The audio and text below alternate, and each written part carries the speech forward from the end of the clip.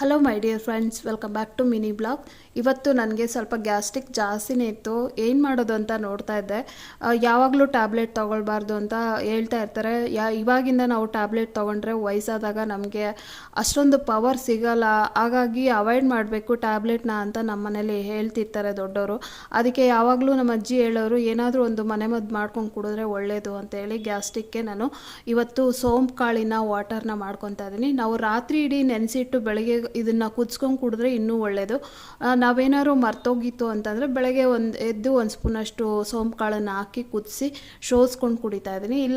ಇಲ್ಲ ಅಂತಂದರೆ ಬಿಸಿನೀರು ಕಾಯಿಸ್ಬಿಟ್ಟು ಅದಕ್ಕೆ ಒಂದು ಸ್ಪೂನಷ್ಟು ಸೋಂಪು ಕಾಳನ್ನು ಹಾಕಿ ಒಂದು 5 ನಿಮಿಷ ನೆನೆಸಿಟ್ರು ಕೂಡ ಅದು ಏನು ಫ್ಲೇವರ್ ಬಿಟ್ಕೊಳುತ್ತೆ.